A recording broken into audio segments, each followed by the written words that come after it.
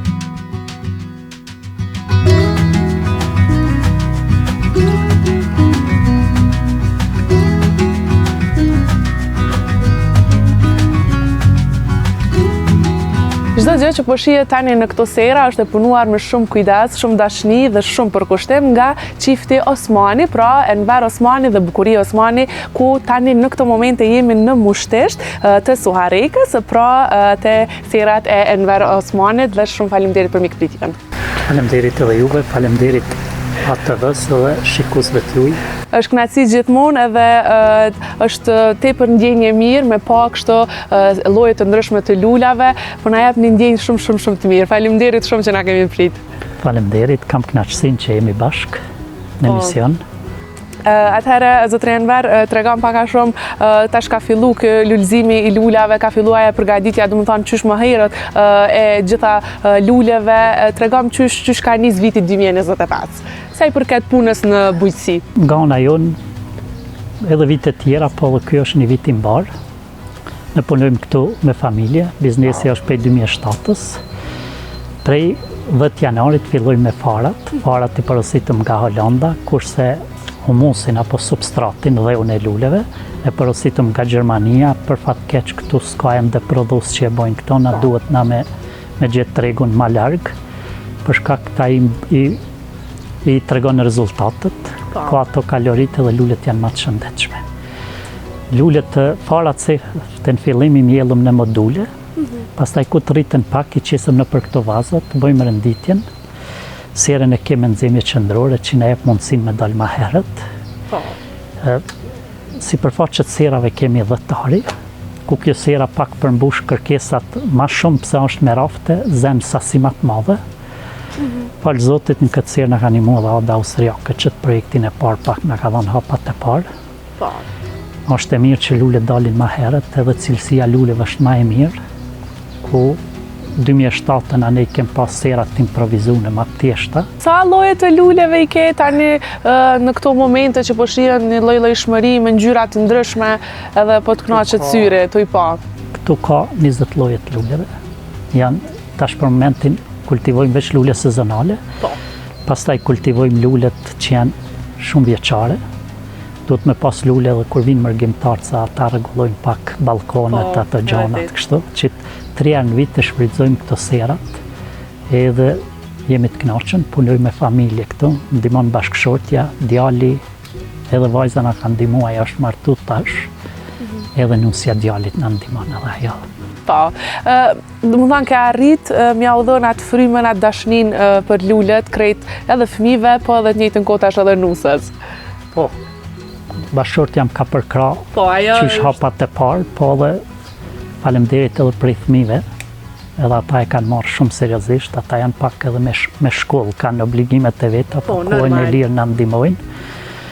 Unë kom desh me thonë këto pasi kom punu jashtë një kohë, kom desh atë kulturën, traditën e luleve me prodhe këto, gjanat e mira mi prodhe në venin tonë, edhe me ju tregu gjithve që ai që ka mundësi dëshirë mundet me punu edhe këto, pavarësisht sfidave që të rrethojnë gjatë rrugtimit, po me punu me lule është shumë kënaqësi, është relaks edhe dashuri.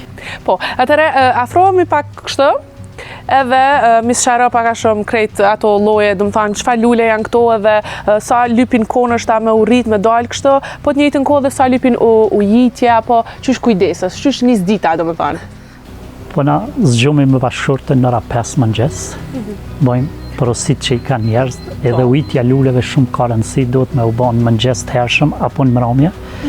Nuk dojnë lulet me zdit ku janë temperaturat e larta të ujitjes, duhet të jetë aerosja e mirë, hiezimis për shkak se najloni e pak temperatura ma të larta. Do të thonë nuk pengon ky nxehti që është i tepërt në serë. Është e hapun. Kjo në 4 anë është e hapun edhe hiezimin e ka kështu të mirë.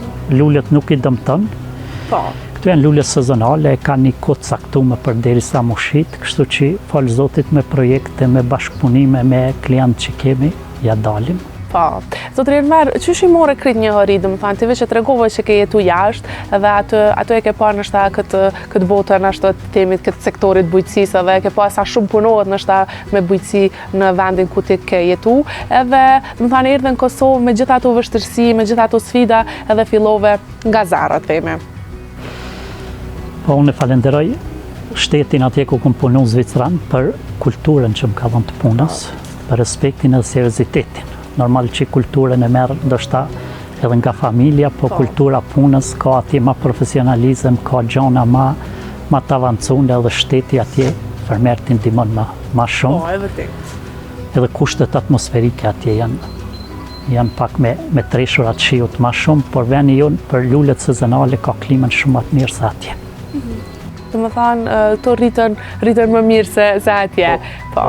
Po, mandej sfida, cilat kanë qenë ato sfidat më të mëdha që ti kur erdhe në Kosovë edhe fillove me u marrë me kulturën e luleve dhe të bujqësisë. Ndoshta në atë kohë nuk ka qenë e lehtë me punu me këtë lloj të luleve. Po fillimi i ka pas ato vështirësitë, si ke që e dim lufta, i ka pas ato pasojat e veta. Na kur kem fillu me punu ka qenë pak fillimi ma i vështirë, se ndihma nuk e pas pa i kërkuj, o desht me prizerës edhe kejnë forca tua me ngrit me boni diçka. Edhe është një kulturë që nështa atëherë se kanë mendu me punu, për shkak që kanë mendu është me mbjetu edhe veç me ja dalë. Shumë e vërtet, ashtu është. Po me kalimin e kohës, jenë vedisu njerëz edhe tash shoh se interesimi për lulet është shumë i madh.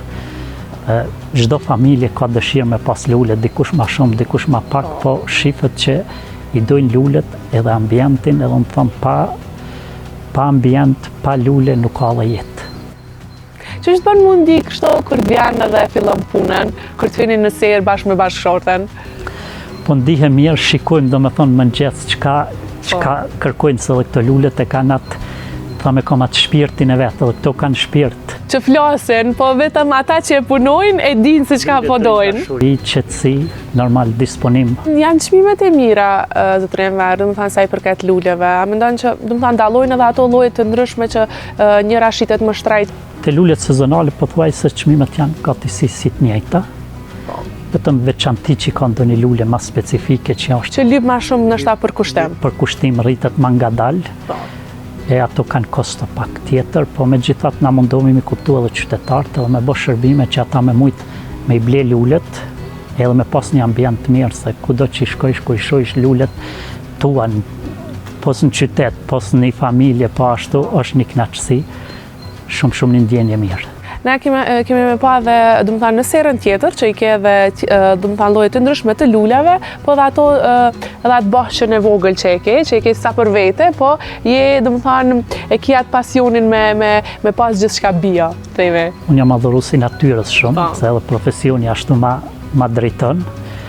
Kam qef me mjell gjona dhe me ushqimet bio, që të edukojmë brezin që duhet më kujdes për veten, pastaj duhet më kujdes edhe për tjerën. Sa është lodhja? 28 vite janë kogja, kështu që... 10 vite këtu edhe 10 jashtë 28 vite, është që pej këtyne viteve kam mësu shumë jetë, edhe nuk është për mu nuk është e lodhshme se duket punë e bëj me shumë pasion, edhe du shtjesh një punë e artit është edhe kjo, du shtjesh një artist në gjyrat t'i kombinosh edhe t'japish një ngjyrë shumë të mirë në dizajnet që i kompleton si në qytet, si në familje, si çdo kund që punon. Po, cilat ndoshta prej llojeve të luleve lyp më shumë për kushtem që i ke këto afer që mundesh me na i tregu?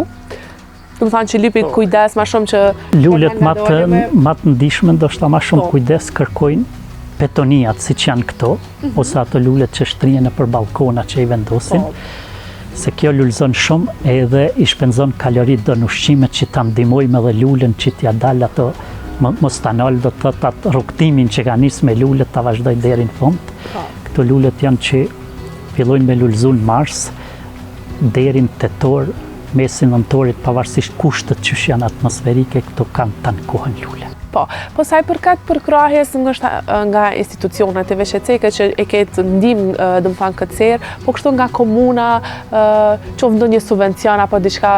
Këto na kanë ndihmuar Ada Austriake, ka qenë një 4 vite në komunë, ka qenë ajo si projektet me realizu, edhe ndër ato projekte kam qenë edhe në përfitues i kësaj sere, edhe ka qenë fillimi për me mbrojt edhe me bind Austriak që na muna me punu, ishte të ata pak e dyshim se me një serë 4-ari, 5-ari, që shmunë është ti me ja dal edhe me punësu njerës. Se projekti ka qenë me pas edhe pak punëtor sezonal, kur ta fiton si projekt që me ndihmu edhe njerës tjerë, unë ato e kom mbrojt me shumë sinceritet, edhe kem qenë në Merald atje prezentimi donatorëve kur dhe kam qenë i përzgjedhur i komunës me prezentu, edhe falë Zotit ja kom dal, edhe më kam thonë qurime se ti e ki mbrojt mas miri dhe e ki dëshmu mas miri që e do punën.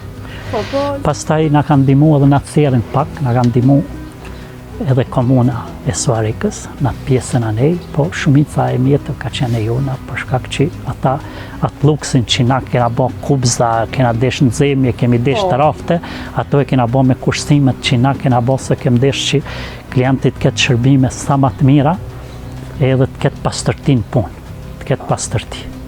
Sa i përket fuqisë punëtore, a mendon që në ditët e sotme po e dojnë bujqësinë me punu? Qoftë edhe rinia? Unë kisha me thonë që ndoshta nuk mundem t'i përfshim gjithë e dojnë apo se dojnë, veç unë e shoh për... Çka mendon që i ndalë ata që mos me punu, qoftë me lule, qoftë me diçka tjetër? Pjesë e kanë marrë vetëm mërgimin. Pasi jem konë unë e di edhe mërgimi çka është, më thash kulturën ne ka dhënë të punës, po ti nëse nuk je i përgatiten edhe nuk je njeri që e do punën edhe do me marrë një zanat, me mësu një punë, atëherë për punëtor fizik veç shkon kot edhe nuk mundesh me pru një gjatë mirë këto. Rinia pak nuk e di, është pak si në mjegull ndoshta edhe ku e di unë s'po janë sigurimet, nuk po janë disa gjana që pi kërkojnë, por rinia pesho po do punë më të lehtë. Kjo puna bujqësisë nuk ka shumë orar, duhet me folë realitetin. Unë mendoj çdo vend i Evropës ose edhe na që jem tash këtu, për me në Evropë duhet me pas ambient mirë të pastër dhe të rregullur. Edhe lulet janë pjesë e luksit, po pa bukuri, pa lule, unë thash që nuk ka dhe jetë, se ambienti është shumë i rëndësishëm. Normal që duhet mu përkrahë sektori i kulturave tjera, po edhe lulet janë pjesë që duhet mu përkrahë dhe mu subvencionu. Po, e vërtet. Po, të pjesa e fitimeve, dhe më thanë, vitin 2024 që lam pas ka qenë i mirë sa i përkat fitimeve dhe a mendon që tash ka diçka ma ndryshe këtë vetë, dhe tjetë në shtanë ndryshim, qoftë edhe të çmimet që mujnë me lu rall. Çmimet normal kanë lujt se substrati është ma shtrejt, saksit janë ma shtrejt, parat janë ma shtrejt, fuqia punëtore tash është ma e shtrejt, shpenzimet druni, ato që i keme ngroje, gjitha janë ngrit, po nuk kena shkuna me ngritje shumë të çmimeve, për shkak që do na klienta pak me u bë më të lehtë. Për ndryshe nëse do të vazhdojnë kështu ndoshta edhe çmimet do të ngriten apo edhe nëse do të jetë fuqia punëtore, do të jetë mungesë, ndoshta detyrohemi edhe mi zvoglu prodhimet për me mujt me mrrinj se lulet dojnë vazhdimisht kujdes edhe nuk mundem t'i lajmë veç të prodhojmë shumë sasi e jo cilësi. Faleminderit shumë që i ndave këto vini, shumë faleminderit. Faleminderit edhe juve për vizitën.